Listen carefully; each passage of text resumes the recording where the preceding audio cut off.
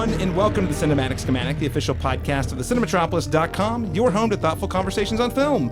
I'm your host, Caleb Masters, and today, boy, do I feel it. That's right, ladies and gentlemen, for our 200th episode, we're reviewing Twisters. Because apparently I'm afraid of episode 200. What do you do with the things you're afraid of? You ride them. We're going to start with an icebreaker question where we talk a little bit more about our experiences with the original Twister before jumping into a spoiler-free review where we'll also provide a verdict on the film Twisters, plural, from 2024. And then we'll conclude the show by going into an in-depth spoiler discussion on Twisters. It is our 200th episode, and I'm very excited to first up welcome my co-host who's been on at least half of these episodes, because you were a regular guest host before being promoted to like full-time co-host, I think last year at the beginning of the year, an award-winning Oklahoma filmmaker, LaRon Chapman. Thanks for coming back. Episode 200. You haven't killed me yet. Absolutely. No, I'm honored to have been working with you that long. I've enjoyed the evolution of this podcast. So congratulations to you as well. Well, it's a team effort. I was doing this by myself, but you helping co-anchor has certainly helped me sleep better at night, I will say. Also, LaRon, important question. Do you feel it? Oh, I feel it. You feel it? Yes, I feel it. It's very strong. You ready to chase it? Yes. All right. I'm also very excited to be welcomed by a panel of very special guests, some of my favorite Oklahoma film critics we have. I think all members of the Oklahoma Film Critics Circle as well. First up, we have a contributor from No Film School, also the Cinematropolis contributor at Dead Center, Joe Light. Joe, welcome to the show. Thank you so much for having me. I know we talked about Twister a long time ago, so I really feel honored to be here. So when I mentioned earlier this summer, I was like, yeah, so Jody, what do you think about Twister? Yes. Yes. I was so excited. I love it. It's amazing. I'm there. So I was like, if I didn't invite you, I would have felt like I would have been betraying you in some way. Yeah. I don't know if we could have talked anymore, but yeah, I'm happy to be here. Thank you. Always a pleasure. I'm also thrilled to be welcome back from KJYO FM, iHeartMedia. He's also a member of the Critics' Choice Association, Jason Black. Jason, welcome. I feel it. You feel it? Yes. He's proactive here. He's telling me ahead of time. Thank you for always being prepared, sir. Yes, sir. Do you fear it, though? Always. And last, but certainly not least, very excited to welcome the arts and entertainment features writer for the Oklahoman, Brandy McDonnell. Bam. Welcome back to the show. Thanks for having me. I appreciate it.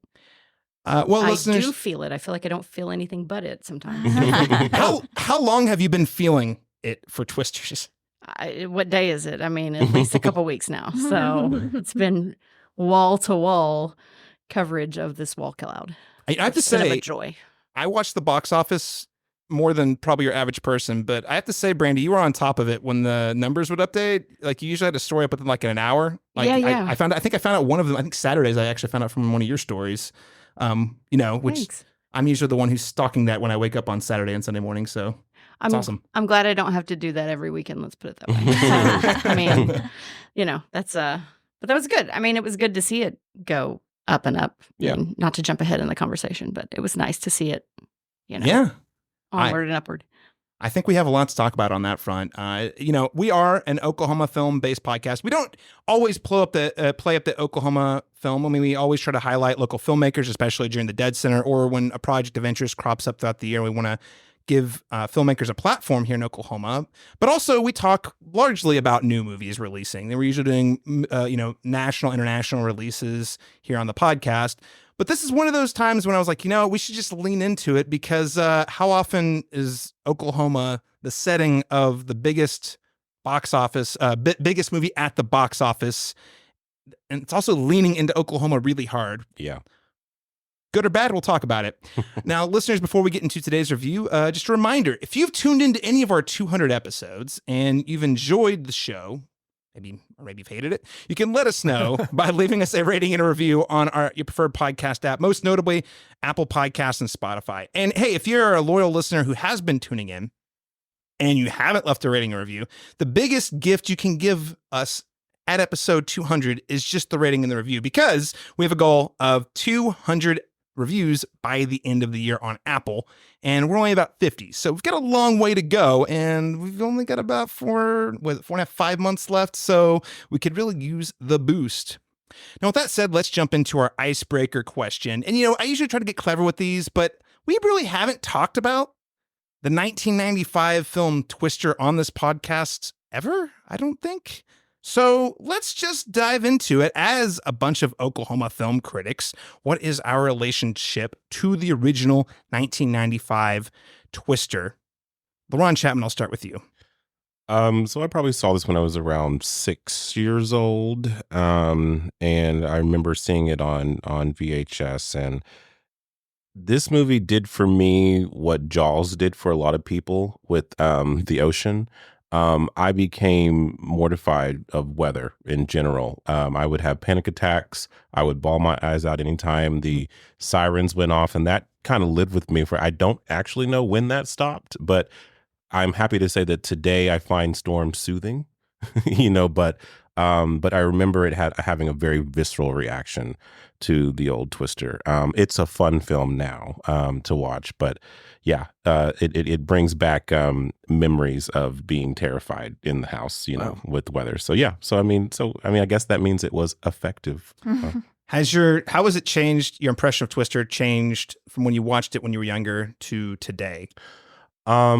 I see how silly it is now. The movie itself, like it was a silly blockbuster movie that has endured, people tend to speak about it with reverence, so, but I think that it knew what it was. And I think that, it's funny seeing, going into this next film, and I won't say much about it, but, how much what they're drawing from, what they're choosing to stay away from, what aspects of it they want to include and which ones they want to leave out. And but I do think that the old one, case in point, the cast in that particular one, I think is why it's endured so long. I think you just had a wealth of character actors, all kind of with great chemistry. And I think that without the charm of that ensemble, I don't know if the movie would be as successful as it has been, and as long longevity as it has now. So yeah, I think that's all very well said. We can't understate how important the cast was, for that particular movie. Jason Black. Yeah. I mean, you were there when the movie came out in theaters. I was going to say, tell me, what was I your don't know perspective? everyone's age, but I may be the only one here that saw it in the theater when it originally came out. Okay, so obviously huge deal. Shot in Oklahoma. We couldn't wait. We couldn't believe a movie. Rain Man, they kind of passed through, but we couldn't believe a movie was shot here. And I remember seeing it and thinking that it was fine. And then since then, I had never watched it again. And over the years, I've come across people that are like, "Oh, Twister is one of my all-time favorite movies," and I'm always like, really? I mean, not that it's bad, but I remember thinking, it's not a movie that stood out to me. If it wasn't shot here, I don't even know if it would necessarily be on my radar. But then a couple of years ago, I showed it to my kids, and I really enjoyed it. So I never didn't like it, but I never understood why it was such a big deal, other than the fact that it was shot here. But I had a good time with it when I watched it a few years ago. Well, I love to hear that. Brandy, how about you? What is your impression of Twisters, or memory of the original Twisters? So Twisters filmed in 1995 and was released in 96. And the reason I know that is I was in high school in 1995. Oh. So I think I am the elder stateswoman of this group. And it filmed in Maysville, the gas station scene at the beginning. Remember, he like messes up the tire on his car or whatever, and he has to on the red pickup, and he has to go to the gas station and get it fixed. That scene was filmed in Maysville, which was 15 minutes from where I grew up in Lindsay. And I just remember being fascinated by this notion that somebody would come all the way to Maysville to do literally anything. Like, we drove through Maysville because it was half the size of Lindsay. It was like, oh, it's a speck on the map. So the idea that they were doing literally anything there was like fascinating to me as a 18-year-old. And then I remember seeing it in the theater, and I was already kind of a little bit film nerdish. So I knew it was the same guy who directed Speed. And it was kind of like, oh, well, if you like Speed in terms of like a completely unrealistic action movie, it's the same thing, only with tornadoes instead of bombs. And so, I mean, I liked it from that aspect of it, as I thought it was a really like well-made action movie. I remember thinking, I'm glad that really doesn't happen in real life, where you have that many like crazy tornadoes capped by an F5 in one day. All in a day, yeah. All in a day. And then May 3rd, 1999 happened. And Oh, went, yeah. oh, Oh, yeah. Okay, so that can happen. Maybe next time the movie shouldn't be so realistic. So I remember it fondly, but only really from an action movie perspective. And I remember certain things about it that I really didn't like. I really don't like that Jamie Gertz character to this day. Boy, at all. I love Jamie Gertz. Accent, the role she's playing, I just feel like it's really thankless. It's kind of just really the thankless role of it that I was happier to see that the thankless role got at least a little bit classier in the new Twister. On that note, I will say that the Phil Hoffman performance has endured because it's amazing. that was the thing that did stay. I didn't know who he was. Yep. Right. And he's wearing the OU hat, so that kind of stands out. But his performance over the years, I always thought whenever somebody would say, "Oh gosh, I would think like, well, I mean, Philip Seymour Hoffman was great." But anyway, that's the thing that really stood out to me. Absolutely. He's the standout. I would say him and Bill Paxton, in my opinion, would be the two performances that I'm like, oh yeah, they've got moments. And Bill Paxton's not even doing anything crazy. It's honestly how the character's written and how confidently he's played. Like, he's just this weird, like, wizard. He's got magic powers that no one can explain. I can feel the dirt. Yeah. Tornado's gonna be over there. It's I don't know. Storm chaser. Yeah. Well, I think too, I talk a lot about this, but I mean, it was a female action hero, and that was something that, I mean, not unheard of, but not necessarily the most common thing that you're gonna see. She was the boss. Everybody calls her boss, even literally, and she wasn't afraid of anything. And and I also like the Alan Ruck character a lot too. I mean, that's kind of an under. I think he gets overshadowed kind of by Philip Seymour Hoffman, but I was a huge fan growing up of like Ferris Bueller and all that kind of stuff. And I was like, I remember thinking, hey, it's Cameron Fry. She's a conhead. Theater. So also, I had totally spaced when I rewatched it recently. Carrie Lewis is in the movie. Did not remember him being in the movie whatsoever. Yeah. It was like, whoa. It's got a pretty. I mean, Todd Field. It's Todd a Field weird is cast. in there. Yeah, it's really interesting. Yeah. So it sounds like in general, though, it endures in your memory. Yeah. With the notable caveats. Right. Yeah. That, like I said, it's that one particular character and the one particular accent. Let's put it that way. So it does feel in 2024, having not lived here my entire life, although I've been here for 14 years, you're like, this is someone playing an Okie. But her character may not be from Oklahoma. They don't say that. They don't. But the way she talks, she sounds like was told, hey, that's not Okie enough. You should really sound like more of a hick, even though you're of all things I don't even think I really understood what that meant. A reproductive therapist. I mean, she's supposed to be this really like refined.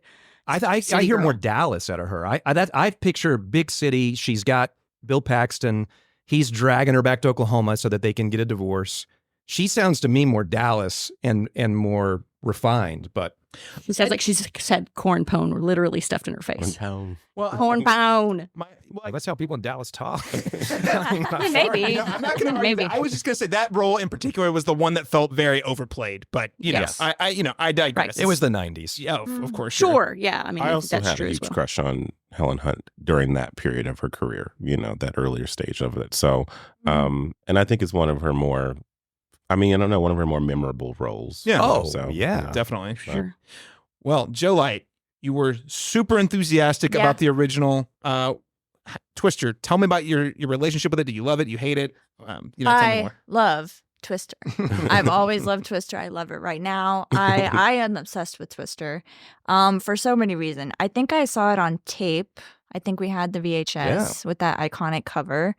It scared me when I was little. I've had nightmares that very closely mirror that opening scene with the family getting ripped apart.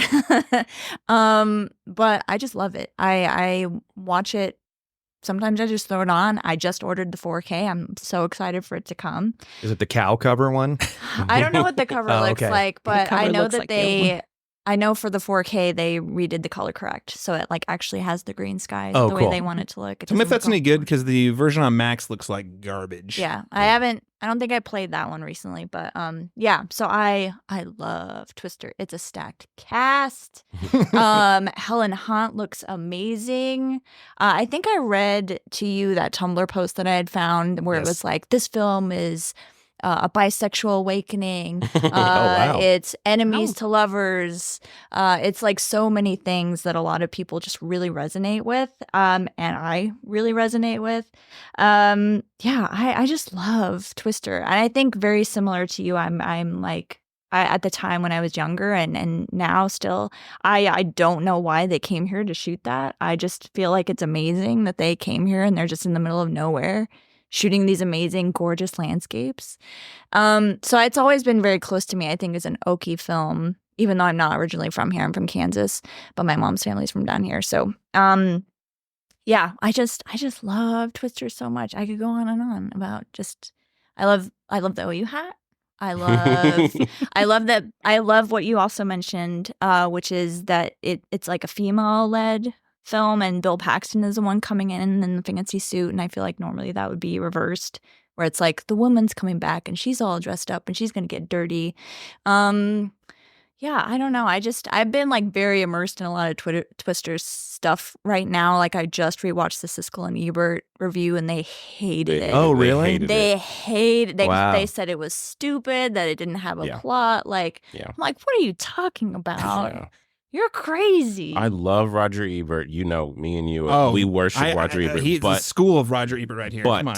he has gotten it wrong Yeah. A few before. times. He's gotten Yeah. it wrong a few times. Well, the about nice some part pretty is big he movies. was always willing to admit it. And that's a movie that was a big hit at the box office, but sort of like has been critically kind of like reassessed over the years, Sure. I think, too. Well, I'd say so because I only watch Twister. So my oldest sister is a I was talking to her about this weather geek. If you're listening, Melissa, I'm sorry if I got that wrong. There was a very specific phrasing she liked it, but she's really obsessed with weather. But she's not a meteorologist. She just likes storms, and she likes like anytime storms are happening nationally. She's always like anytime we're in tornado season, she's usually texting me about potential tornado weather before I hear about it, for example. So anyway, she has an She's obsession. like you at the box office.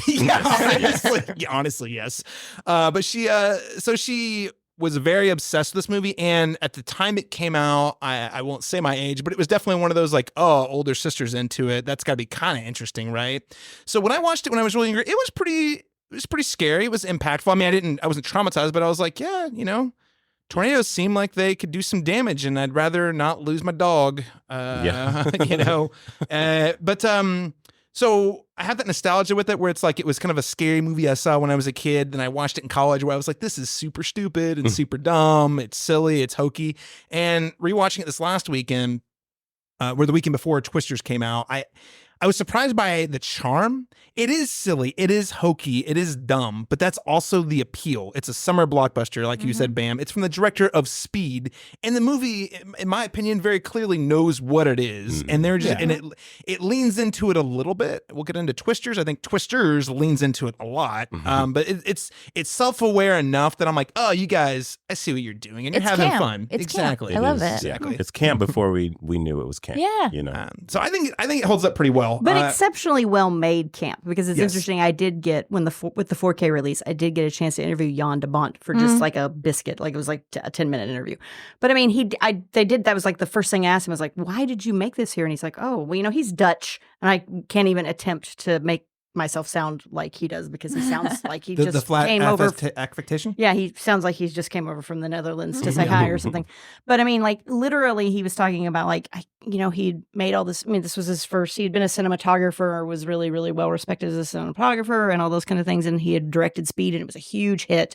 And so he kind of had carte blanche to pick whatever he wanted to do next. And he liked the script as Twisters, and he basically said, "Oh, but we have to make it in Oklahoma, because I don't know anything about tornadoes, and I've never seen one, and I've never been there, and I don't know what it looks like. So, but I just feel like we have to make it there." And he had enough like cred with the studio that they said, "Okay, If we it can." didn't. It just would Yeah. have a whole different Sure. vibe to it. It would. Yeah. It And I wouldn't be the think same movie. I don't think. I think it was a really like legendarily difficult shoot, but I mean, like Very. I think that in the end it ended up being. I think that it made a big difference in the film, and so it's like silly action movie stuff, but it's like well-made silly Yeah. action movie stuff. Well, I mean, from that perspective. And it does get, again, I'm not born and raised here, but I have been here for quite a while. It gets enough right about our relationship with the weather that it's kind of charming too, which is we fear this thing, but also there's a thrill out of like watching it to a certain extent, or wanting to get closer. And it was funny. I didn't realize until rewatching it, it was basically just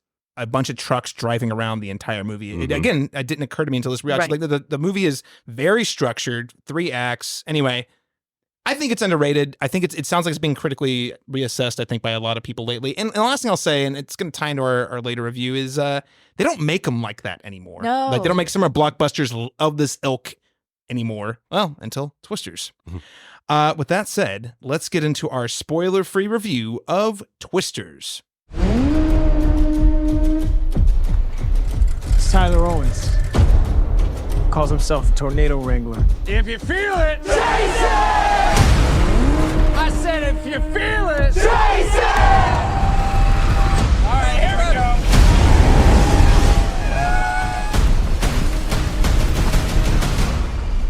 Oh, she's perfect! She's gorgeous. You thought you could destroy a tornado. We never had a chance. You want one? So according to IMDb, Twisters is described as a retired tornado chaser and meteorologist is persuaded to return to Oklahoma to work with a new team and new technologies. So Twisters is a pseudo-sequel to the 1996 original film Twister we just talked about.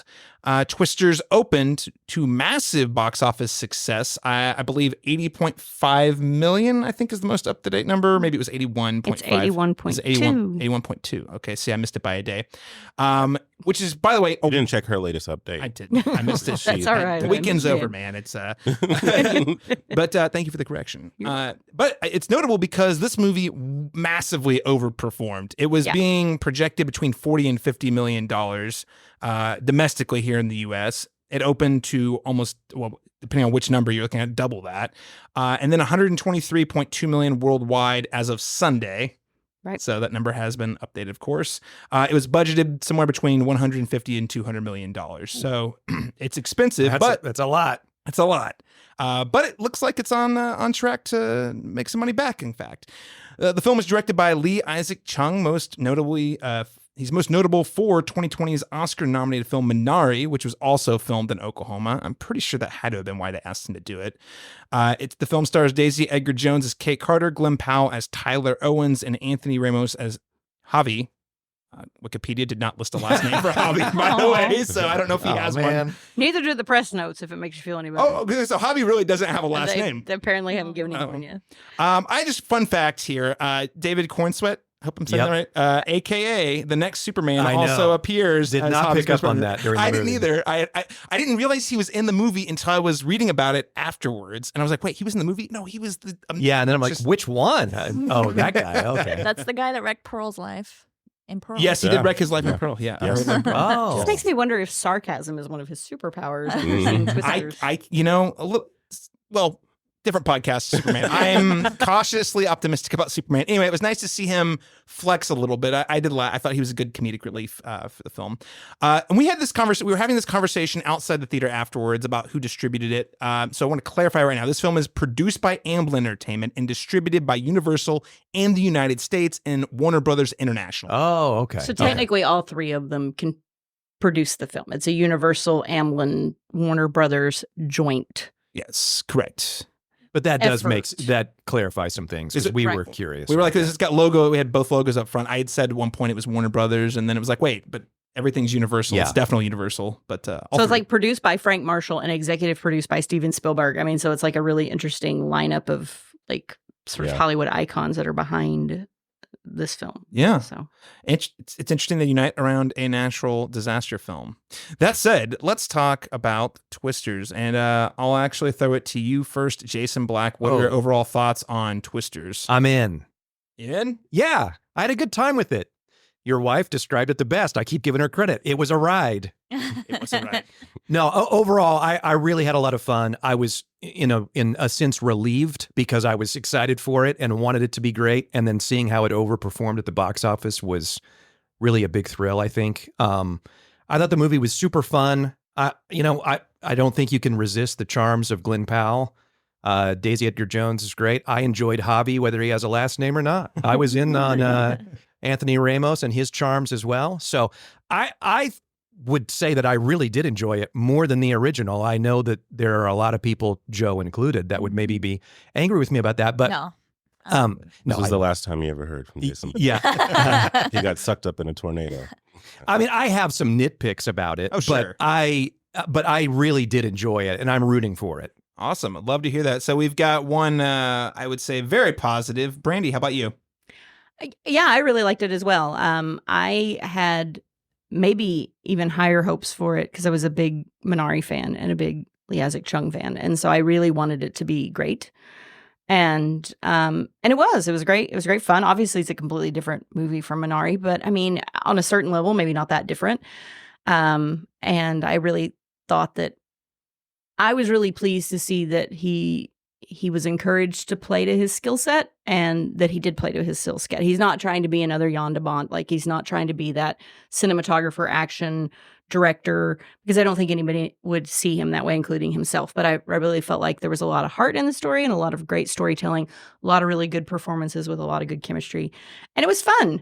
And it tornadoed the heck out of things. Oh gosh. And those are some big intimidating tornadoes. Whether they were CG or not, I will never know. Wink. But they didn't pull any punches on the tornado sequences. That's for sure. No, they did not.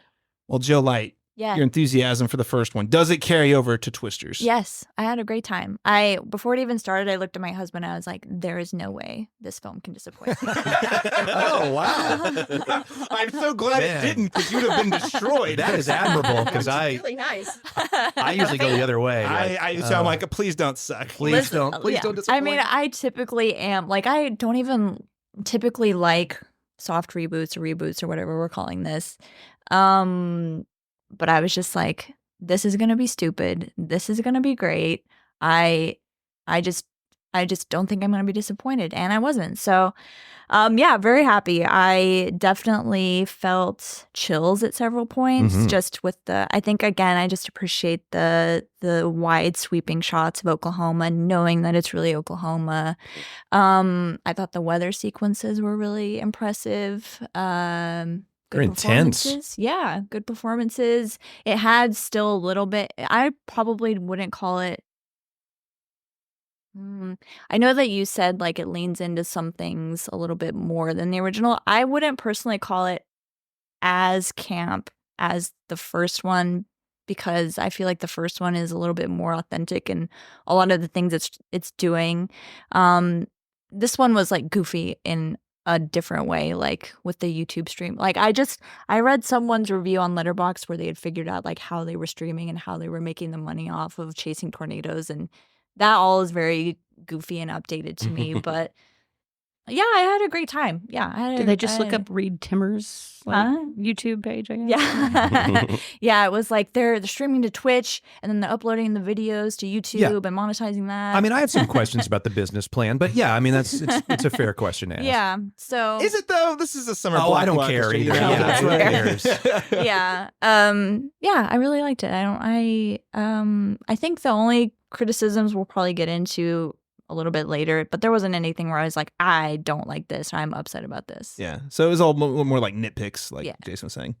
LaRon Shabin, what did you think of Twisters? Here we go. Here we go, guys. No, I no, I actually, it's interesting because this when I saw the first teasers and the first trailers, there was some excitement in our state in particular for it, and I it was very cringe for me, you know, the marketing for it, and I was just thinking like, oh, I really don't want this to be a bad film, because I know too many people that worked on this, and I am too kind-hearted to be too honest about what I think about it if it's not good, you know, like, so I went into it with kind of tempered expectations, and I was just so elated that I left the theater and I don't have to be cynical about liking it. You know, I did actually enjoy it. It was actually far more entertaining than I expected it to be.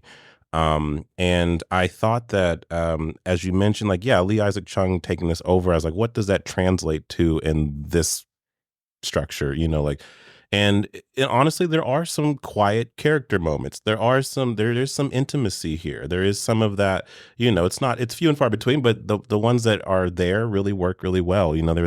We'll talk about it later, but Maura Tierney, with her, I think she just kind of popped off the screen when she came in late in the film. And I'm just like, that could have been a nothing role that they just and I thought it was a great little diversion away from everything that was happening. I forgot about the tornadoes for a little bit.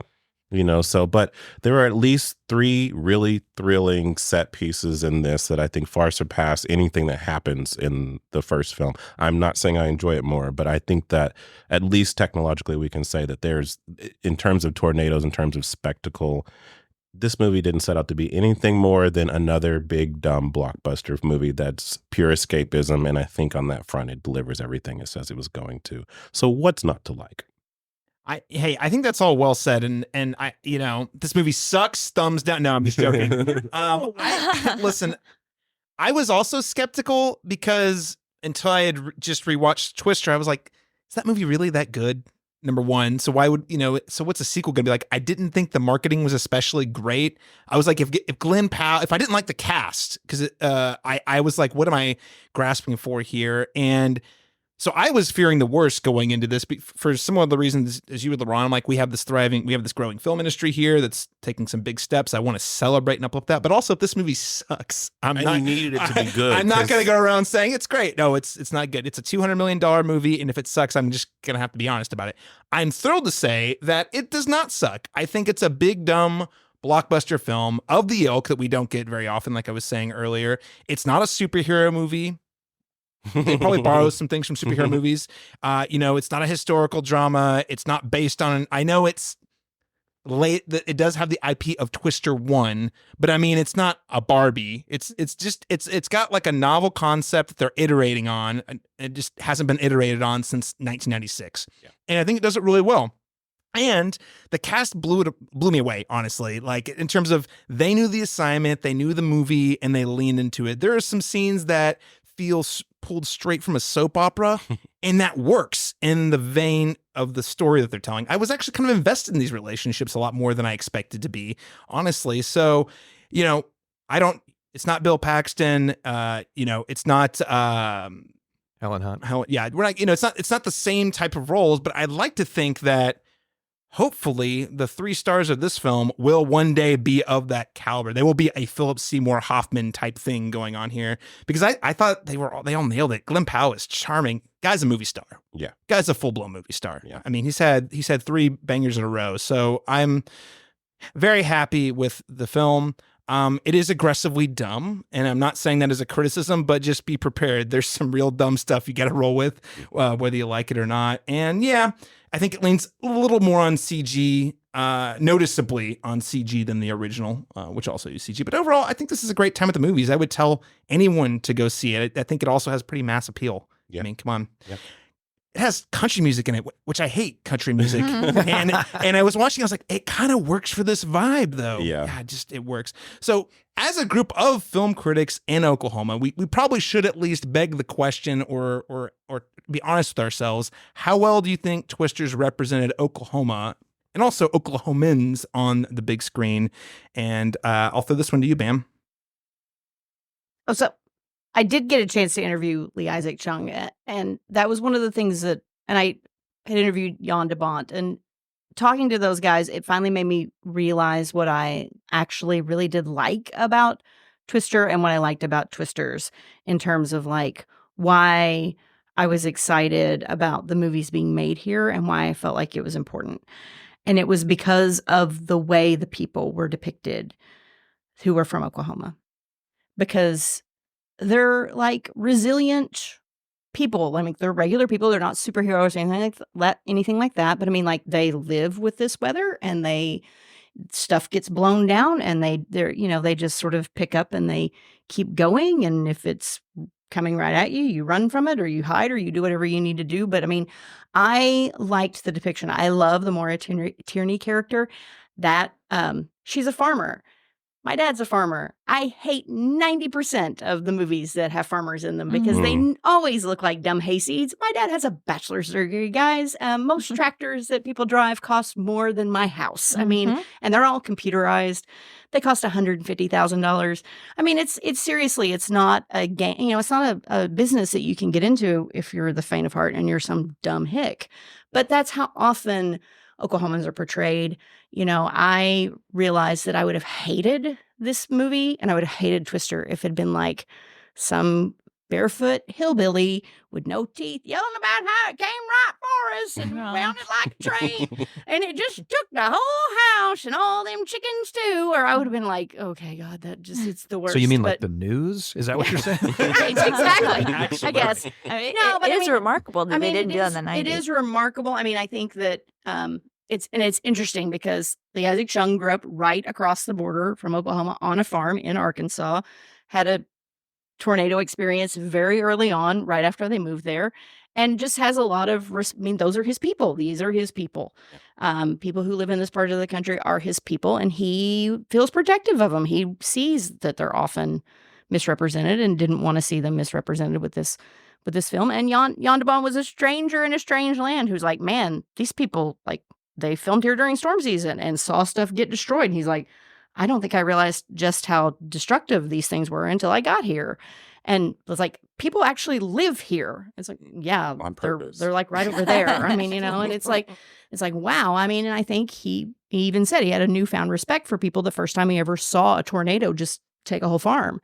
And it's like, you just have a lot of respect for people who just live with that. And I feel like those are two people, obviously from two very different worlds, who have that respect for the people. And I feel like if the people hadn't been portrayed with empathy, and yeah, they're colorful characters, but I don't think that anybody around here is going to say we don't have our share of colorful characters. And we don't have a weird relationship with this weather. I mean, it's a very bizarre relationship. That was the most fascinating thing about the box office is the Regal Warren Moore Theater that actually has been like brushed by an EF5 I tornado. had a friend who was in the theater when the tornado hit it. Yeah, and it's like it didn't take a direct hit, but it definitely got more than a glancing blow from that tornado. They sold $130,000 worth of tickets in a weekend. It was the top grossing theater in the entire North American continent, US and Canada. I mean, you think about that, it's like, it was hilarious because the New York Times had done some sort of climate change commentary on it about how the movie doesn't talk about climate change. And it's like, it's all Twisters. It's all fun until it hits your town. And I'm like, well, the people in Moore, it did hit their town and they showed up from the movie anyway, dude. So hate to tell you, but we do have a weird relationship with this weather. I think we just do. I mean, half the people who see a storm go out and stare at it, the other half hide. I mean, it's an interesting thing. And I feel like it captured a lot of that with a lot of dignity and authenticity. And yeah, sometimes it's over the top, but then I think sometimes Oklahomans are too. Yeah. So Love to hear that. You know, not to go too far off track, but if I was ever going to share it on a podcast, I'd say this. Saw the tornado that hit Moore in 2013, May 20th, and I saw it. I was not in it. I was in South OKC. You could see it. It's this little tiny thing touched down. Oh, it's so fun in games. It's, you know, it's so far away. And then it starts hailing. You have to go down to the basement. An hour later, you come back and it's like 20 times the size, pitch black. And yeah, you're like, oh, that's where the Warren Theater is. I have a friend inside, by the way. Mm-hmm. Yeah, panic. It's they're pretty scary, but it's funny because it's like, how do we all cope with the fact that there's these giant storm systems that could just at any time land on your house? We all have, like, everyone who lives in Oklahoma, especially Moore, has to, you have to, how do you live with that? And one of the ways I think is just by having a sense of humor about it.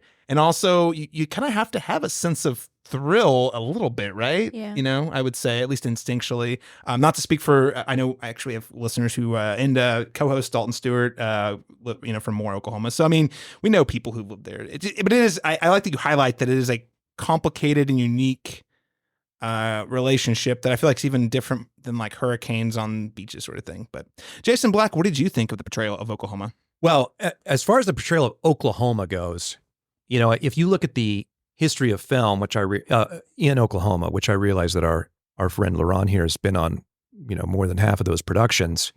And boy, has he got stories. But I know that when you tell the history of film, you can't help but point out Killers of the Flower Moon, probably the most monumental movie to take place here and to be shot here. But I think this is the most pro-Oklahoma movie that's ever been made. Daisy Edgar Jones says, I love Oklahoma in it. They have a song, and I don't listen to country either. They have a song in there that's There Ain't Home Without Oklahoma, or whatever it says.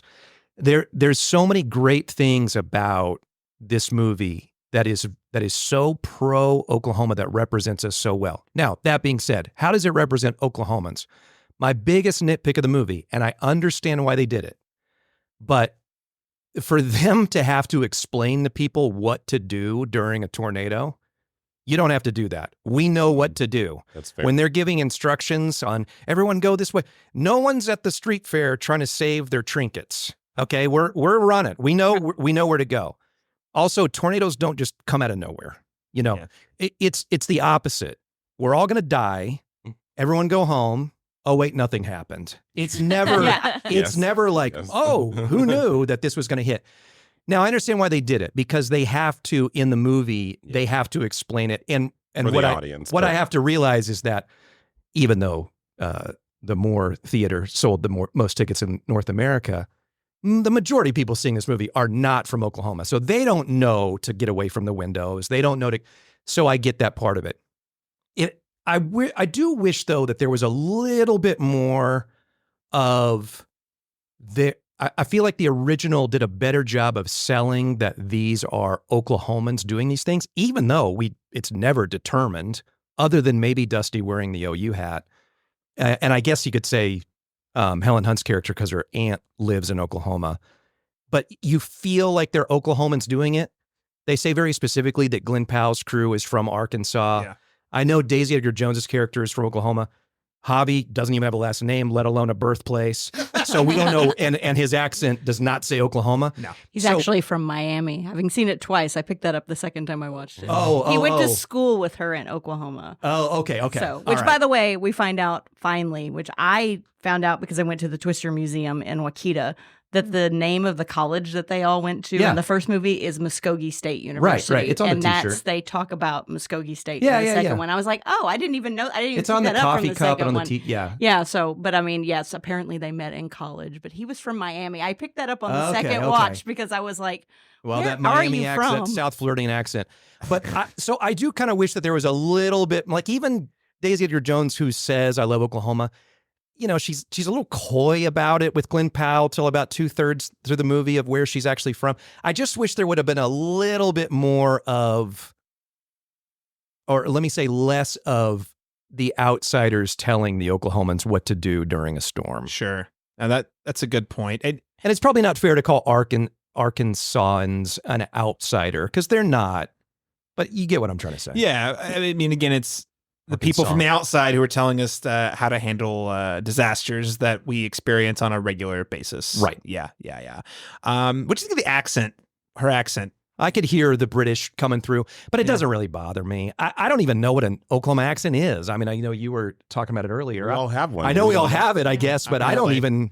If someone said, do an Oklahoma accent for me, I'm from Pennsylvania, I would go, I don't know. We probably do what they do to us. Yeah. It's not real. Yeah, right. Yeah, I wasn't bothered by it either, but it was. I felt like a couple times like she was trying to do an accent. I wasn't really quite sure. It ended up devolving to more like a Midwestern accent, which is to say, not really a strong one. But there was a couple times I was like, I think she's trying something here. LaRon She's no Jamie Gertz. no. LaRon Chabin, what did you think about how we've been represented? I feel like I can say this now. It might be controversial a year ago, but it far represents Oklahoma better than, like, say something like Tulsa King, which I mean, like episode 1, I'm just like right off of the plane, fresh off the plane, like we're listening to, he's in it just offensively, like, the accents are like this and we don't talk like this and these aren't conversations we have. But so I felt like it was far more grounded in that way. I didn't feel like there were any distracting accents in it. Real locations, obviously, so that helps a lot. And then the emphasis on like community, you know what I mean? And the emphasis on like community outreach. I love seeing that integrated into the space because I do feel like that's a huge part of our state, you know, like something I see a lot of. I'm a huge part of community activities, and I know many people that are as well. And that's not something I think that's represented in a lot of states. So it was nice to see that even from the Glenn Powell, you know, team of ragtag team, you know, they emphasis on that. I thought that was a really nice touch, you know, to add to it. So add some dimension so they're not just cartoon characters. Right. You know, so give them a little more depth. Yes. One last quick thing, and I hope I'm not being out of school here, so I won't reveal sources. But I was told by somebody that was pseudo involved with the production and very involved with Oklahoma film production that there was a line in the script at the end where a character was supposed to say, "Once you leave Oklahoma, you never come back," and they took that out. So I think that also shows, you know, somebody wrote the script, that's fine. But I think the fact that they took that out shows that they were willing to understand, like, hey, this is a celebration of the state. You shouldn't say something like that. So I think that they deserve credit for the way it was portrayed and for even like not having a line like that in the movie. Yeah, no, absolutely. And I think, LaRon, you hit on a lot of things that as a person who moved here later, the community aspect, the fact that when things go wrong, people come together. I mean, my first job out of college was actually covering the May 20th tornado, like as a video producer, putting together news packages and like going and filming stuff. And it was like, wow, this is the most devastating, horrifying thing I've ever seen. And everyone came together. Yeah. But also everyone came together to rebuild buildings in the same spot. So you're like, they're kind of crazy, but also there's that. But also there's pride there. Hey, we've overcome this time and time again, and we're stronger every time you do it. And that's really admirable. And I think the movie does a great job displaying that. Hey, tornadoes hit, even when it's outsiders, we're all just coming here together. Yeah, we're doing crazy stuff to kind of cope with what's going on. But you know what? We're here to help each other out. Make sure you have food, water when things go south. You know, I got a lot of issues with our state politically, but I'll tell you what, that when it comes to that, when it comes to the people and like what? I will tell you that my 14-year-old daughter who went with me to see it, she had the best like Oklahoma native reaction ever because she was like, at one point she was like, they are selling T-shirts outside of this disaster. And then a few minutes later, it's like, oh yeah, we sell the you know, like it's like the whole little twist, and she was like, now I have to apologize. And I'm like, they can't hear you. It's fine. So, but I mean, she was legitimately like, we do not do that around here. You do not capitalize off of people's like I love that. tragedy here. Love strong values, which again, big, I think Oklahoma thing, very strong values, again, with community and looking out for each other. Joe, what is your read on the film's take on Oklahoma? Yeah, I mean, everyone has basically said what I think already. The good people of Stillwater would not be out just partying if a tornado or bad weather is predicted. We would be watching David Payne or whatever. It's universal, so you have to say Mike Morgan. Or Emily Sutton. All these NBC. Has to be the NBC affiliate. I know. I was like, where's David Payne? But I mean, I have seen people on TikTok, for instance, say like, does this really happen? And they're like really curious about the way that we live, and the comments are all, yeah, it happens, but we aren't doing XYZ. So I think those maybe things are being addressed on social media. But yeah, I said that afterward too. I was like, I'm very grateful that we were portrayed in a way that didn't make us look stupid, that didn't have bad accents. It was a big relief to me to see those characters portrayed so sensitively.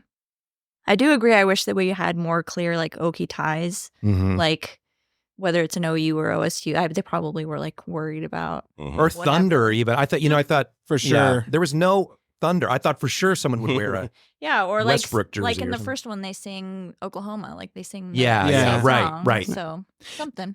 Not a critique on this film. There are some of those isms that I swore we're gonna. I swore. I guess small spoiler. You don't see a flying cow, which felt like this is the sequel to thing. I mean, I think maybe they thought it was too easy, but other things like that, like things that sounded expected. Yeah. The Thunder jersey was kind of expected, and there was nothing. It was surprising.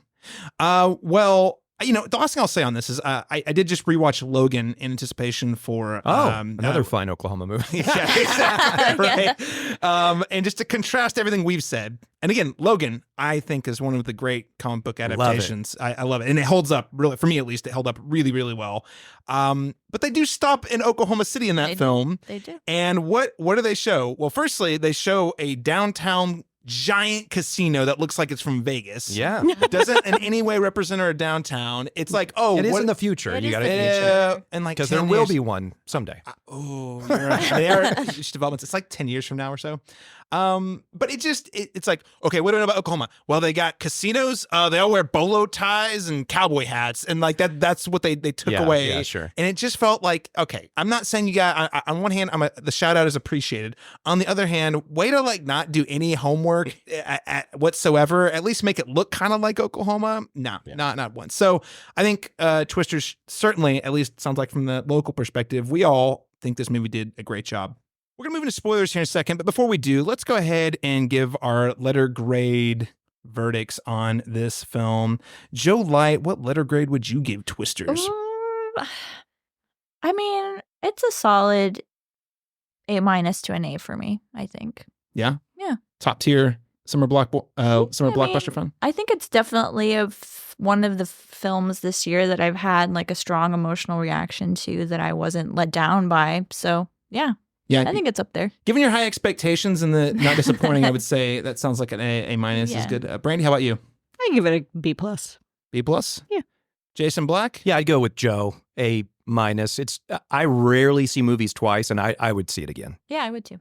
I especially don't see movies like that. If you had told me that one of the most rewatchable movies of summer 2024 was going to be Twisters, I would have called you crazy. LaRon Chapman, what's your letter grade? I also would give this a B+. The thing that I think is most shocking about it, it does have very strong rewatchability. It really does. I immediately watched it and thought to myself, I could put that on again. And there's a lot of even fun blockbusters that I'm like, yeah, I don't need to see it again. Like if this was on, I would watch it again. For certain scenes, there's certain scenes I would be excited and anticipated to rewatch and revisit. So, well, and part of that we haven't mentioned yet. This is like a lean 2-hour movie, I think. Like it's not long, No. and it moves fast. A couple of parts I could. Okay, yeah. We'll talk about. There's always a scene in a barn that can be cut in every movie. It seems like nothing with Maura Tierney. All those have to stay. Like you can't remove any of those. I'm gonna go B+ also. I don't think it's perfect, but it's way more fun than I expected. And I'm proud to say that this is a pretty darn good movie. It's a great summer blockbuster. Definitely one of the standouts, and I'm even more thrilled that it's making lots of money. LaRon Chapman, what other recommendations would you have for listeners who are interested in Twisters? Well, I really feel like you don't need to watch Minari, you know what I mean, to understand Twisters. But I do think it would give you a nice sense tonally of like kind of just what Lee Isaac Chung's like personality, like how he, you know what I mean, like how he composites scenes, how he moves around with drama in his scenes, and he finds even in this silly movie, he finds like little pieces of empathy and humanity in the movie that I've found really charming in it. So I would say check out his Minari, his Oscar-nominated Minari. And then also, if you just want to see another disaster movie, my go-to one, which isn't a good movie, but I just enjoy it anytime it's on, is Day After Tomorrow. You took it from me, LaRon. You took it. Sorry. Oh, he can't get over his Jake Gyllenhaal crush. And you know what's insane is that I can't stand Jake Gyllenhaal, and I really can't stand You Dennis find Quaid. a way to bring him up all the time. But my goodness, maybe I'm actually just obsessed with them, and they just happen so. father-son. Seriously, LaRon, how do you like that movie still? I don't know. Every time I'm on, LaRon goes off mic. He goes, "Boy, that Jake Gyllenhaal," and then on mic he goes, "Hey, you should watch every movie he's ever been." It's true. Ringing endorsement. True. Well, you took that. That movie's a gem. And maybe it's the millennial in me, and it's just as big and dumb as every other Emmerich film. But for some reason, that one really. It's the one I hold. Like 2012, you can get out of here with that noise, but I will. Well, I feel like after that's when again, they're all kind of stupid, but that's everything after that when I was like, all right, we've seen your shtick. It's not very fun anymore. Yeah. Jason Black, what would you recommend? I'm always so bad about that. I can never think of anything. But I thought, let's just continue this Summer of Glenn. I would say watch Hitman on Netflix. Just keep it going.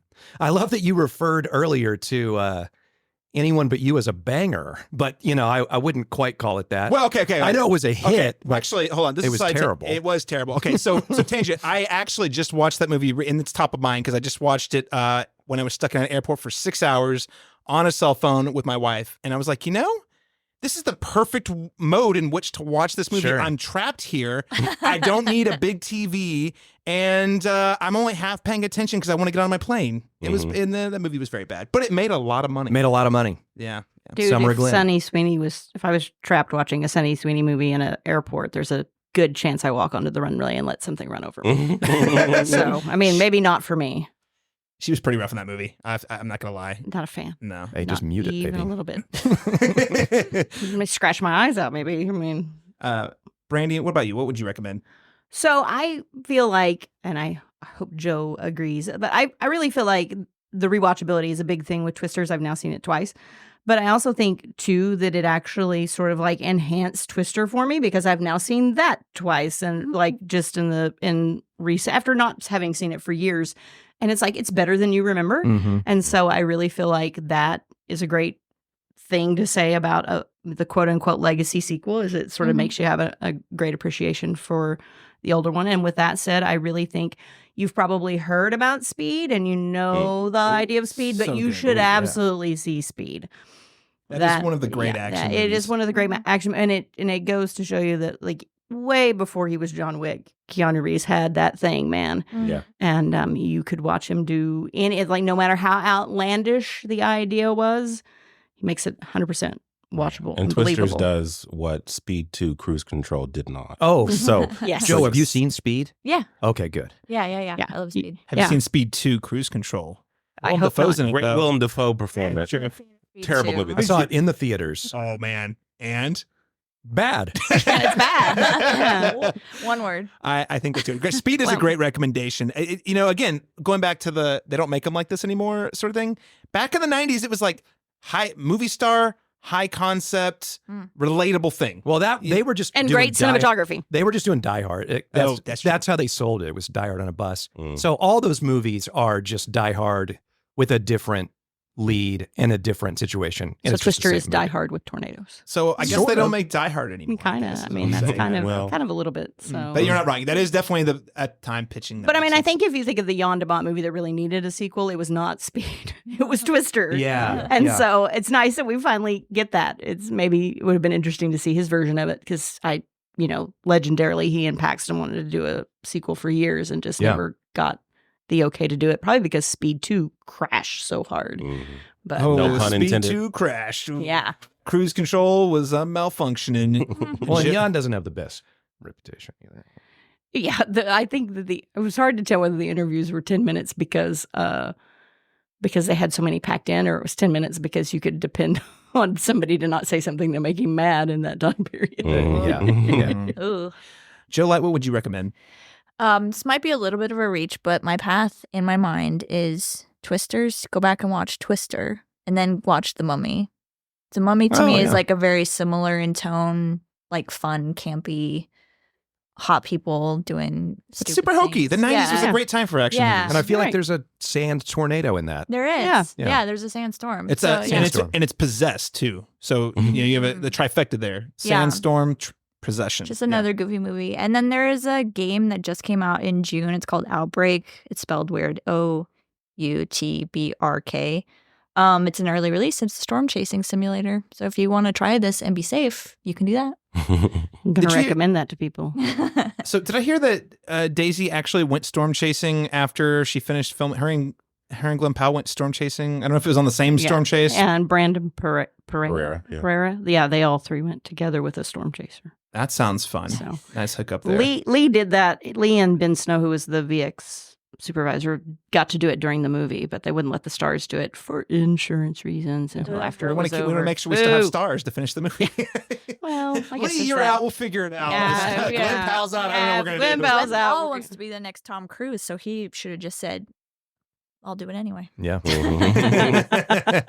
Insurance Um, be damned. Man, speaking of Tom Cruise showing up at that London premiere. Anyway, I'm going to throw out, because actually Leroy and Jason you took my two options. So I'm going to go with, and I'm not going to make any guarantees that this is good, but it does hold a similar position in my memory as Twister, which is Dante's Peak. Oh, yeah. Pierce Brosnan volcano movie. Famously, it had a showdown at the box office with Volcano. Yep. Now, I don't know if it's good, You but I haven't remember seen it being... Dante's Peak? Saw Oh, no, Dante's no, Peak. while. Oh. Saw Oh, in a Dante's while. Peak in the theater. Yeah, was it good? No. Okay. I mean, I saw Dante's Peak on a bus. It was horrible. I got car sick. But I would watch it again. My memory of it was that I liked it, but I was also very, very young. I'm talking like 50. I saw it. I literally watched it in a science classroom in high school. Yeah. So maybe that's why I like it. I was like, all right, we're watching a movie in science class. Who was your science teacher? The same ones that showed us Gattaca Yeah. for like gene science. It's like, what? Hey, you joked that that same teacher did, No. in fact, show us It was shot. It was a movie they put on in human physiology to teach us about DNA. Yeah. I was like, Wow. this is problematic. You know, of all the teachers I had, my history and my science teacher both were the real ones. I just got to say, ladies and gentlemen, if you don't want to be spoiled on the massive, massive reveals in Twisters, go ahead and tune out now. You think all this can last? There's a storm coming, Mr. Wayne. You and your friends better batten down the hatches, because when it hits, you're all gonna wonder how you ever thought you could live so large and leave so little for the rest of us. The real spoiler here, of course, is that mankind has tamed tornadoes, guys. We can't make a third one. They figured out. They did it. Human science, we figured out how to stop the tornadoes. We did it, guys. That was some really sarcastic clapping. Okay. Yes. All right. So this is where I'm like, okay, I'm sure there is science behind this because I know, and Brandy, it might have been you. I saw a story about this going around, like an interview with like the consultant who provided the science. So I don't want to say it's crazy, but it feels like hokey blockbuster movie logic that it's like, all right, the goal here is to figure out how to stop the tornado, and by the end, she achieves it. A thing that's not even been done or proven is possible in the real world. Yeah. Again, I could be so far in left field, have my head way up my ass right now, and I will eat the dirt, but it's silly. I loved it, but it's very silly. Did this explanation work for you guys? So essentially, Kate launches her, I get sodium polyacryl, I don't know, her solution in the We're tornado. from Oklahoma. We don't know it. But yeah, I don't know. I don't know. LeRon, this work for you?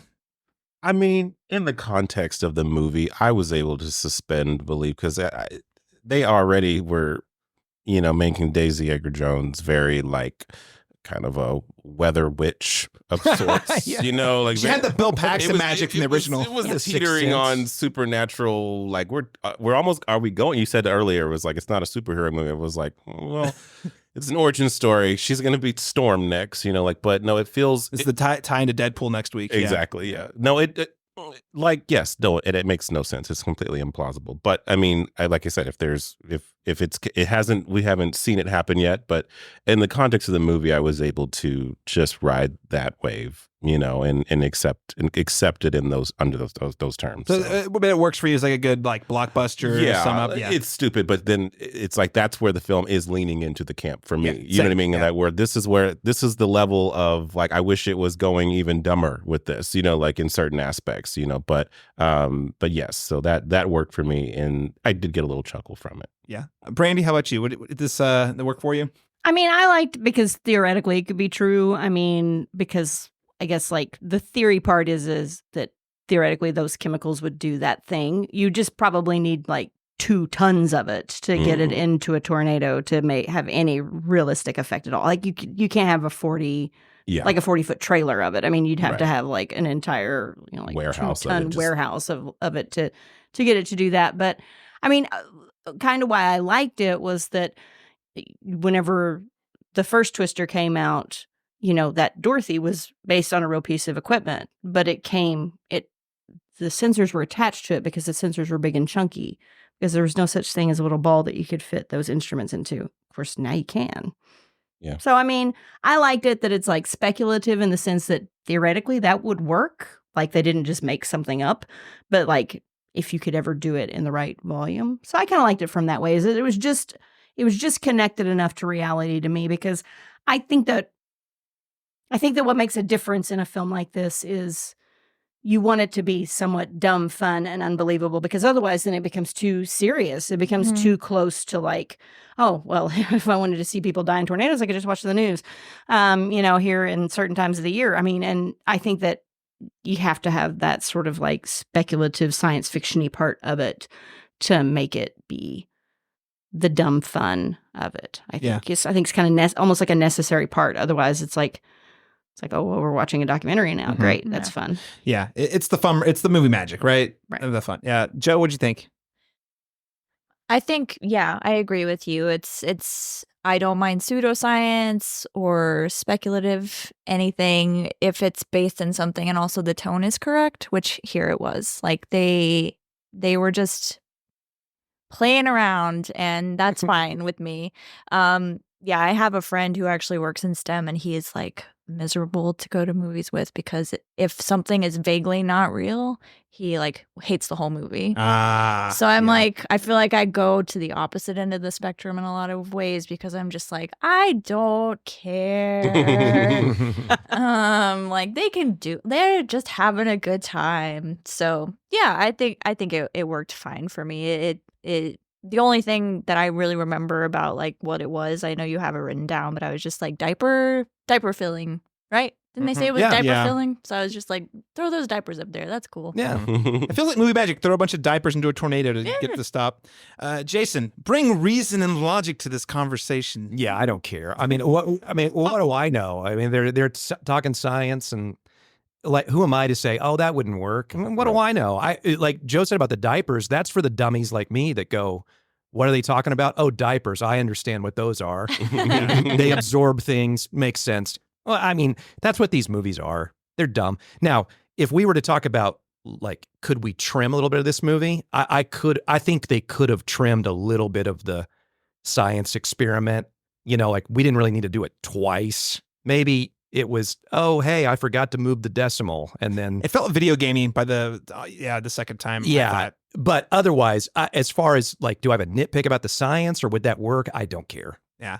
I'll be honest. I was just playing devil's advocate. I actually think this is pure movie magic. It's providing an extremely dumb explanation, but the thing that's important is the way it plays fulfills Kate's character journey, which I was very surprised by how invested I was in her overcoming her trauma in order to face the tornado. In ways that Helen Hunt's character was not in the first one. No, in fact, looking back, I was like, Helen Hunt is kind of crazy. She's like, this thing killed my dad. I'm gonna go chase it. Yeah. And Kate is like, oh, I saw my friends get murdered by a tornado. I'm just gonna get GTFO and never come back. Yeah.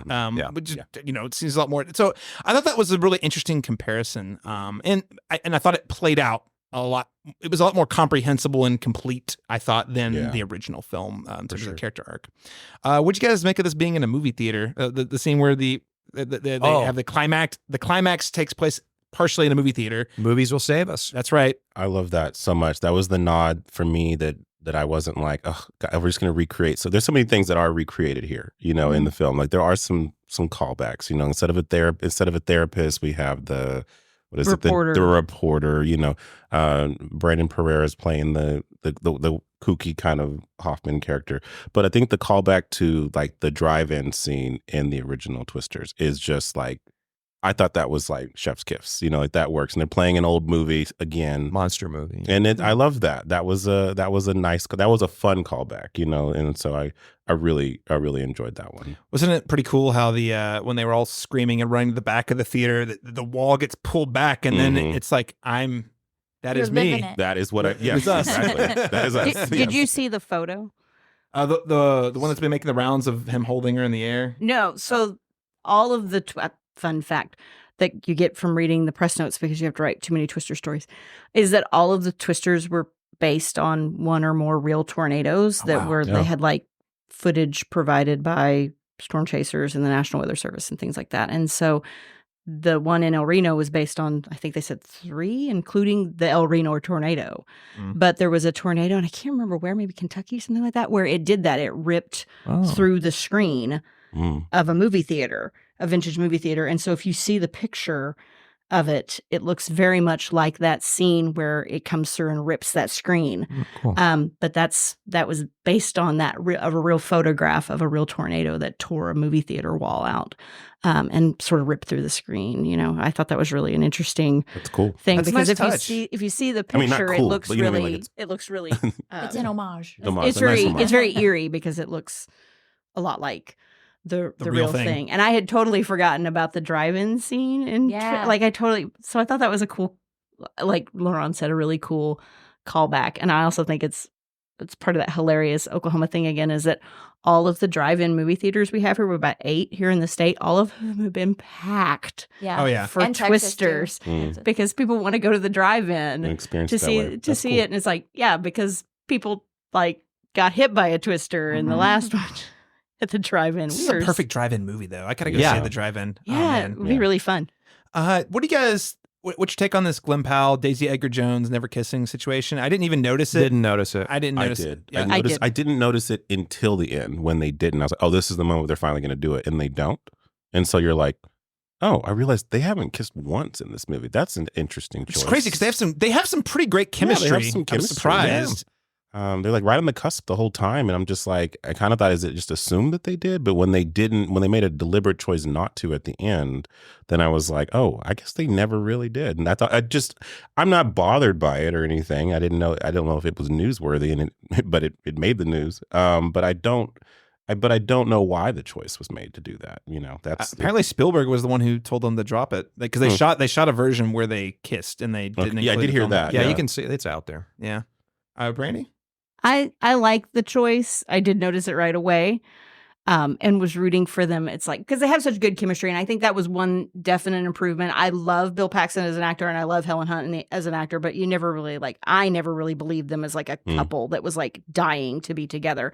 I mean, I really think that they played up sort of the mutual passion kind of part of their relationship, and I really felt like that worked because I don't really feel like they had a lot of romantic chemistry together. I felt like Daisy and Glenn really had a lot of romantic chemistry, but I was like, please don't make this a big kiss thing at the end because I liked her to get that hero's journey cleanly. Yeah. And it's not like a princess movie where she has to have a prince at the end. You know, it's like, oh, her journey would have been is complete now because she got the guy. I mean, so I kind of liked it from that aspect is that she still gets the guy. And it is But it- inferred. I mean, we don't but see it. But she does get the guy, but Yeah. it's not, you know, at the It's end not sealed with a kiss, though, which Yeah, would but be a it- very cliche way to end Right. it. In the end, instead, it's like, oh, guess what?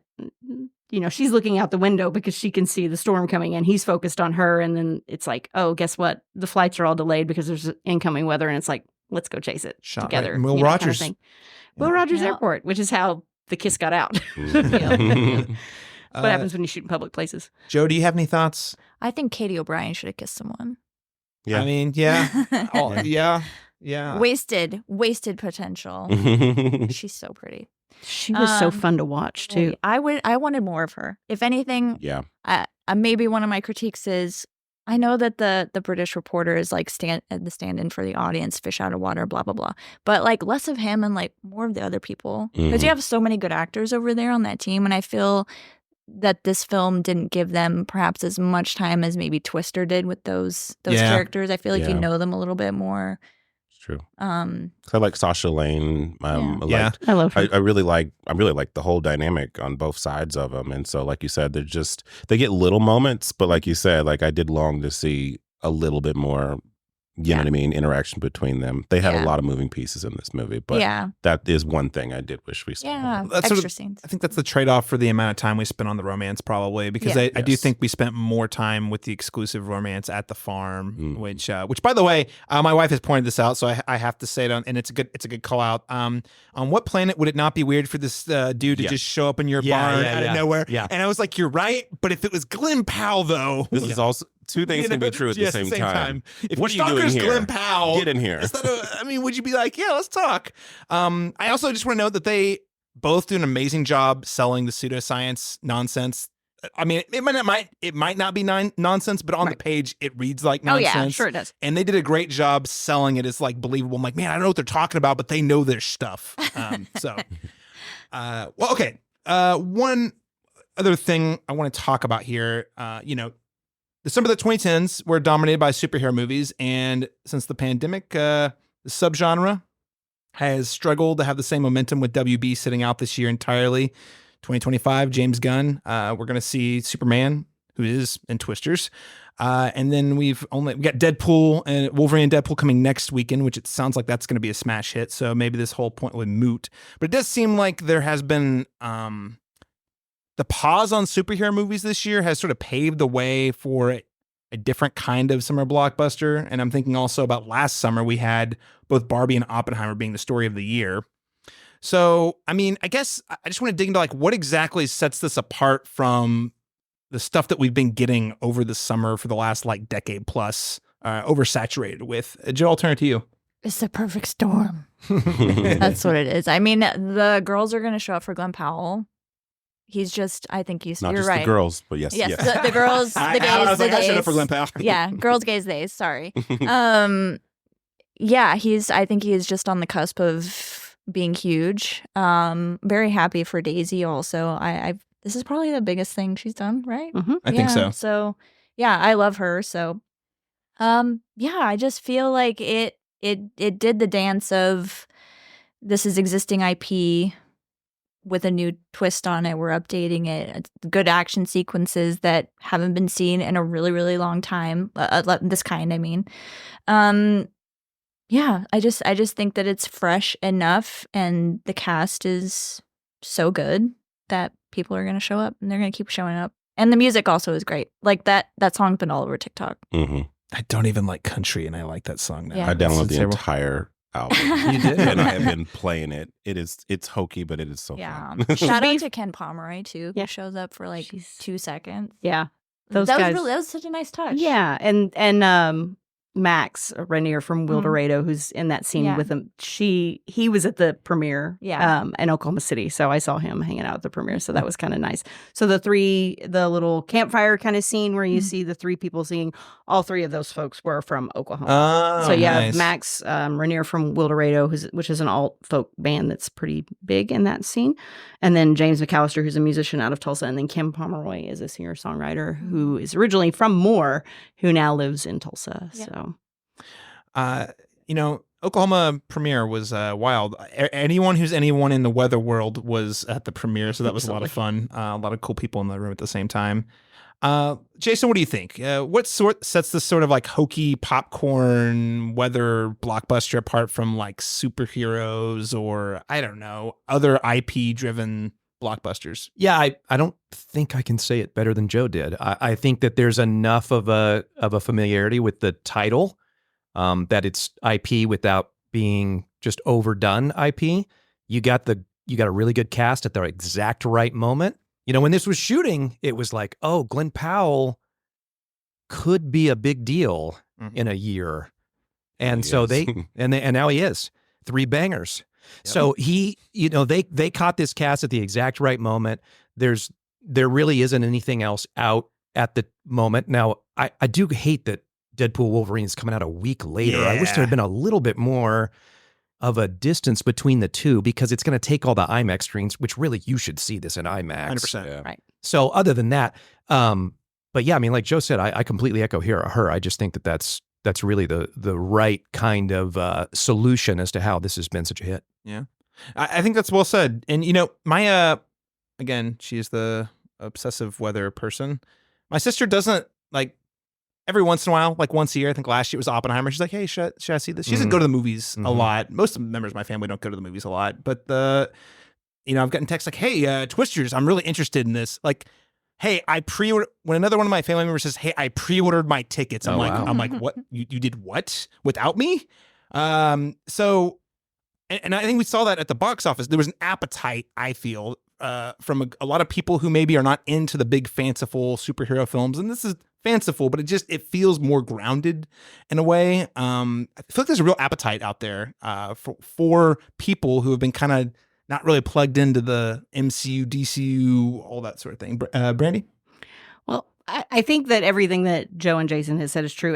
And don't forget the theater kids all love Anthony Ramos. So That's true. No, and he does really have beautiful eyes. Do not Let's put it downplay way. that. So, That is a huge it is deal. a huge deal. Yeah. In the Heights, Hamilton, all those Yes. kids, they love their Anthony Ramos. Yeah. And nice eyes, let me tell you. I mean, I And a maybe sweetheart. was a little more swoony over him whenever I saw him in person. But I think that you can't. It was nostalgic without leaning too hard on nostalgia. I mean, like it didn't only feel like it was for the Gen Xers or people that remembered Twister from the first time around. It didn't do a lot of tying back into that old story. So it was sort of like the secrets in the action and the place and things like that. It's not in a lot of like, this is so-and-so's long lost cousin or Yeah, something. you didn't have to do You homework to didn't- enjoy it. So I feel like it was nostalgic, but it didn't lean on nostalgia 100%. But I don't think that you can underestimate kind of some of what we're inferring to, like when you start talking about Tulsa King. This was a movie that was made for this part of the country that people went to it knowing or feeling like they could trust in it to depict them and their lives accurately. And you cannot underestimate how it affected it, because the biggest markets for the movie were like Dallas, Houston, San Antonio, Oklahoma City, Phoenix, Nashville. I mean, that's the dead. I mean, and Phoenix doesn't have anything to do with tornadoes, so it wasn't necessarily just Tornado Alley. It was people in the middle part of the country who felt like it was a movie about people like them, and that it was made by people like them, like Pal's a Texan. You know, you have Isaac Chung was, from Arkansas. I mean, I think that people felt like they knew they were going to see it and not see themselves depicted in a way that seemed really disingenuous, I guess, really. And I mean, I think that you can't underestimate that. There's a big swath of people in the middle part of this country that maybe don't feel like a lot of movies speak to them. I mean, where do people like Superman and Captain America and all those people hang out? I mean, they don't hang out in Oklahoma City. Superman's from Kansas. Well, that's true. Maybe that's why we like him so much. But he So doesn't are- stick so am around I, and Kansas. so is Joe. He would have a line in his movie that says, "No one ever goes back to Kansas." That line would make his movie. But yeah, like it's the battle for New York, right? For the Avengers, they're not battling for Oklahoma City. They don't ever go to this part of the country. Right. So it's always New York or Los Angeles, and then San Francisco. yeah, Every time. Maybe Chicago if you're really lucky. Yeah. But usually Chicago's actually a different Another city. Yeah. Like yeah. Dark Knight. Yeah, Yes, it's it's completely Gotham, different. Yeah, which it's is real. Gotham. So Oh yeah. But yeah, I mean, it's modeled off New York. I mean, so I mean, I think that I don't think you can underestimate that, because I think that's what the numbers are. And I think that's why the surprise was there, is that you have box office analysts who, let's be real, are mostly in LA, who are saying, oh, that'll do 45 to 55 million. And then they just like the previews were bigger. The Friday was bigger. The Saturday was bigger. The Sunday was bigger. Monday and made 10 million. Monday made 10 million. 10 million on Monday? On Yes. a Monday. Holy cow. On a Monday. All right. I mean, the Wednesday and Thursday previews made 10 million. I mean, you have people going in the middle of the week to go and see this movie, because honestly, you couldn't get in.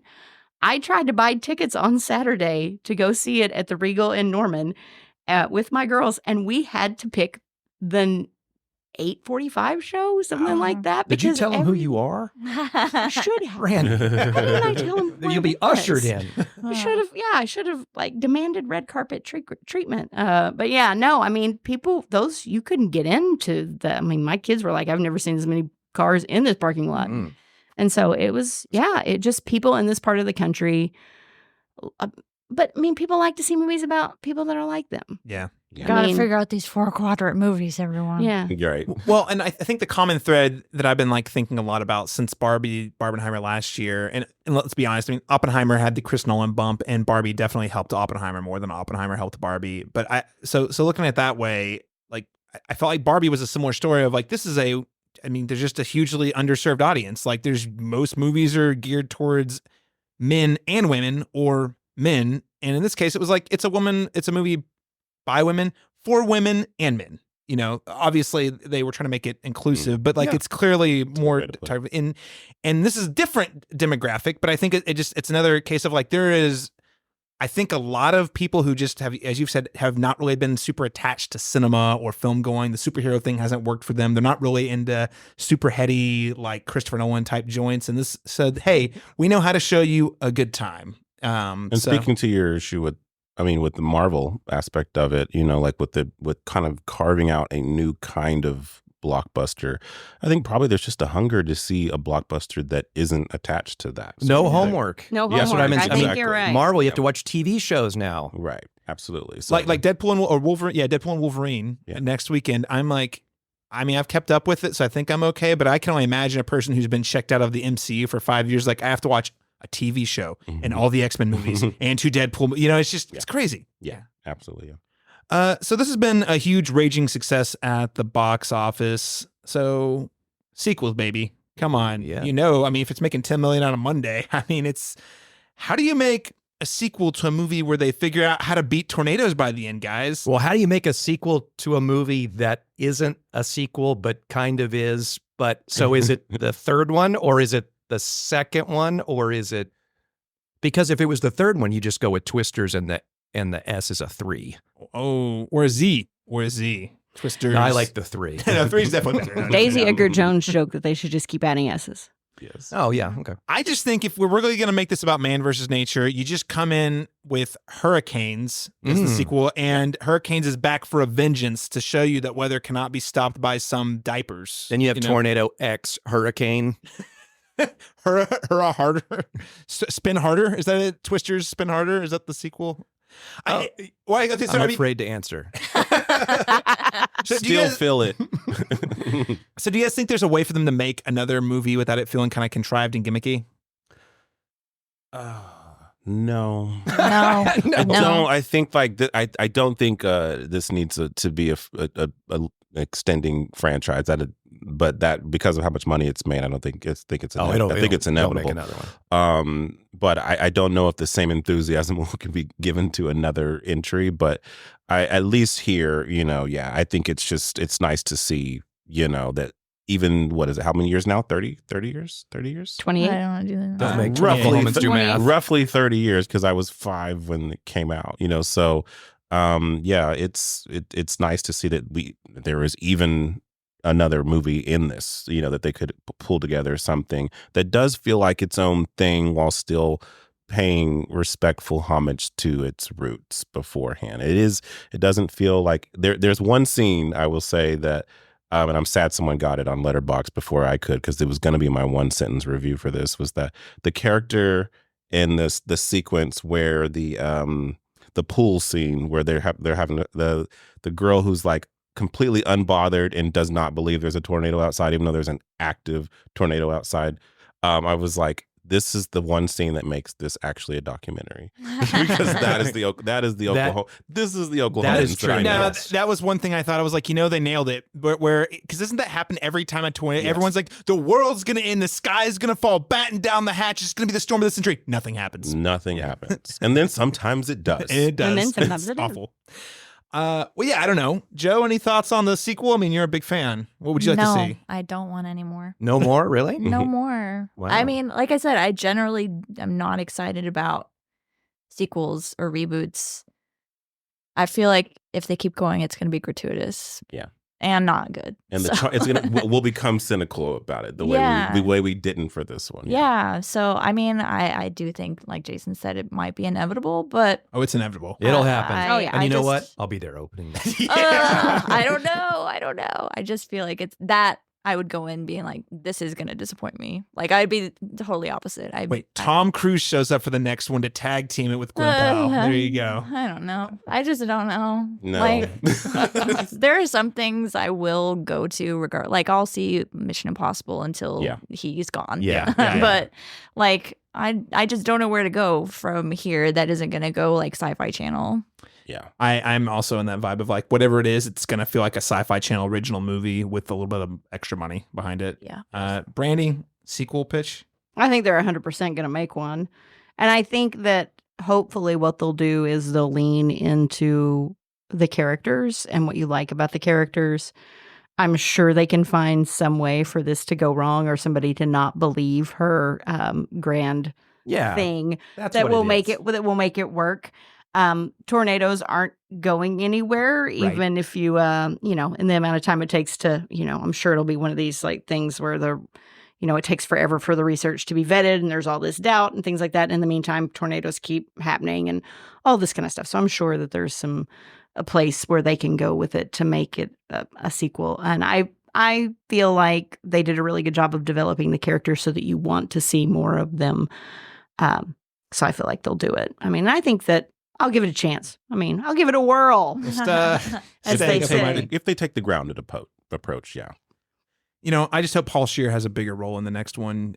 You know, did you guys hear the story behind that, by the way? No, what is it? I wonder. Okay, so he was in. So essentially, he was filming a commercial in Oklahoma City. Yeah, it was a Super Bowl commercial. It was a Super Bowl commercial, and he just happened to be on the same plane as Lee Isaac Chung. Okay. And they're like, yeah, you're in Oklahoma City too. He's like, you want to be in my movie? He's like, yeah, I've got a half day, and can we film it at the airport? And he's like, yeah, we'll make it happen. I wondered if that was the story, but that's great. It was crazy. I listened. He was on another podcast talking about Bad Boys, Ride or Die, and he told a little story. But it was he's like, I don't know why they're putting my name on all over the marketing. I'm literally in it for like 1 minute. But it's a fun minute. It is fun. It's It a is fun fun. minute. I love Paul Scheer. Oh, me too. Yeah. Give him a supporting role, full blown. Next one, Yeah. promote him. Next time he'll show up everywhere he goes. So Any other thoughts we have about Twisters before we wrap up today's conversation? Go see it Go see it Go see it again. in the theater. on the biggest screen possible. Please. Before tomorrow, if you're listening to this today, when the episode came out and Deadpool takes all the screens. Go see Deadpool, but then go see Twisters again. You know what? I could actually see this movie being one of those that I haven't looked at the upcoming schedule, but I could see this being where there's a little dead period and they put it back in IMAX. I think so. I think they will. Like in the middle of August or Yeah. something. I don't know. I haven't looked at the calendar, but Every tornado season, they've got to try it at least for the first one. I mean, come on. I think they'll definitely. I think it'll be interesting to see how it does, but I think that you have to remember that it's what made Barbenheimer work, right? I mean, you have a movie that is very hard R movie that is very much appealing to an adult audience with a PG-13 movie that's kind of playing alongside it. That works really well because you don't end up splitting your audience too much. Deadpool is going to absolutely be an R-rated movie, which Yes. means I'm not taking my kids. Well, the older ones, they're old enough to go. But I mean, the girls, they're not going anywhere near a theater unless I know they're not going to see Deadpool because I don't need that in my life. But I think that's part of it is that it's a good match. I think to do well because the original Twister did pretty well its first week at the box office, but it lasted in the box office for a really long time. And so I think that if Twisters has long legs, I think that Long legs. Whoa. uh-oh. Follow-up podcast. There you go. I think that's but that's also true of. I mean, I deliberately because I mean that's how a lot of horror films do so well is that they do last a long time at the box office. I feel like there's a lot of potential for this to carry pretty far. And we should point out too, I mean, this movie really is relatively clean. I mean, the tornado scenes are intense. Yeah. Right. But there's very little language in it. And, I know LaRon's upset about the kiss, but there's no real affection in it either. Yeah. So other than the intensity of the tornadoes, it's really pretty clean. It's pretty. It's got that in common with the Marvel movies. It's kind of sexless other than the chemistry. I think it's cleaner than a lot of the Marvel movies. Yeah. Well, because the tornadoes are intense and scary and things like that, but they're not. I mean, they're relative. It's a bloodless kind of thing. Yeah. There's not a lot Bloodless of kind of I mean, Yeah. a lot of people do die in There's a lot will of say people this. that die. I Yeah. will say this about it. I do feel like it is kind of refreshing to see that this actually is a film about science. They are actually investing in that kind of jargon, and then They're also pro-science, but they will not mention climate change. They won't mention climate change because they don't want to alienate their audience. But also it's also about damage, and it's also about kind of the human toll of natural disasters. Like they actually emphasize, the devastation that I think it's happens. emotional when you're watching. Yeah. I mean, I really think, and not just because we're from here. I think it's emotional. Oh, yeah. And that's nice to see because a lot of summer blockbusters, you just see the violence and it's in the background. You don't care about they actually take time to That go back opening and see sequence that. is super intense. You get the trauma like Yes. immediately. You're like, I understand why you would never go back to Oklahoma if this guy Yeah. who was also in it with you wasn't pulling you back so Yes. hard. And they make a point to go back and help these people. Like, hey, we got to go do this thing. We're doing something over here, but this is actually more important. And I liked that they put that in there because they didn't have to. So Jason, I think you're spot on. I think this is gonna come back because I'm looking at the schedule right now. After Deadpool and Wolverine, it's like Borderlands. I think that's gonna flop probably. Yep. I don't think is Alien gonna get an IMAX release? I doubt it. No, I think it will. For like think it one will. weekend. I think it's already been. I think I got an email today of like tickets are on sale or something. Yeah. But is it getting IMAX though? I guess maybe. I don't for a weekend. Yeah. Caleb, Yeah. what do I look like? A theater manager? A prognosticator. I'm just saying, Actually, I probably do look like a theater manager. like the only movie, if I were programming, that I would say there might be some potential box office here outside of Deadpool would be Beetlejuice, which is September 6th. Yeah, and that's not Yes. an IMAX movie. I don't think They'll so. put it back out. Yeah. They'll put it back in I think IMAX, so. I'll bet. I think this thing's going to be sticking around for a couple months at least. So I'm good excited news. for it. Yeah. Happy for it. And then it'll hit Peacock right before Christmas. Because they do that. I mean, that's what they Yeah. did with Oppenheimer. yeah. That's true.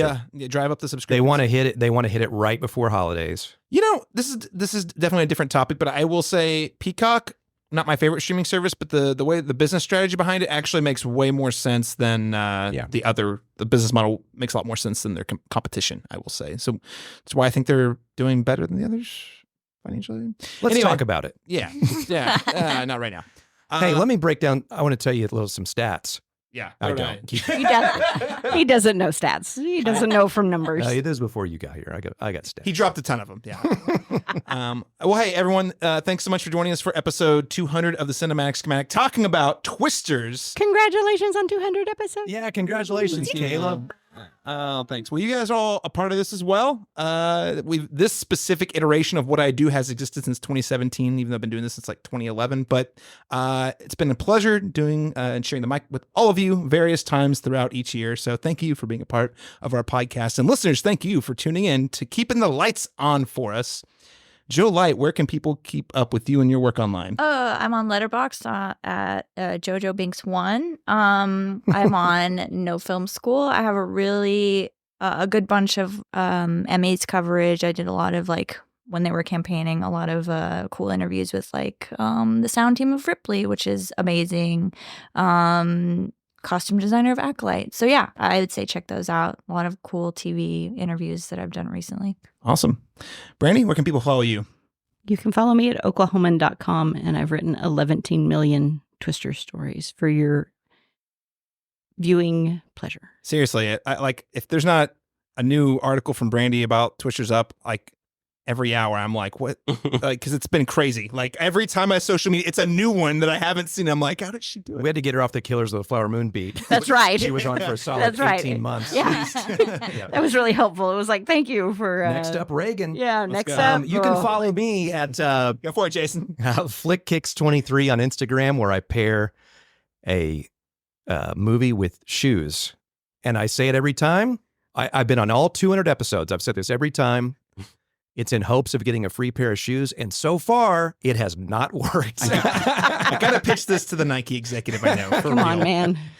Well, Jason, thanks for joining us today. LeBron Chapman, co-host. Where can people find you? You can find me at cinematropolis.com for other future podcasts and also for my film review column, Real Insights with LeBron Chapman. He's got some good ones, ladies and gentlemen. You can keep up with on Letterboxd, but if you want to get the full scoop, cinematropolis.com. Got you covered. Thanks, Laron.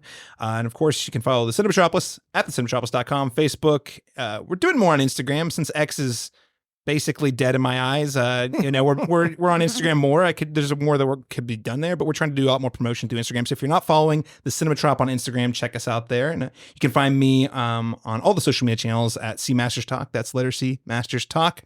Thank you so much for joining us, everyone. We'll catch you again next time when we review Marvel's one and only film of 2024, Deadpool and Wolverine. And I gotta say, as an X-Men fan, even though I've been raging about superhero fatigue for a long time, I'm super excited about this movie. Yeah. Until next time.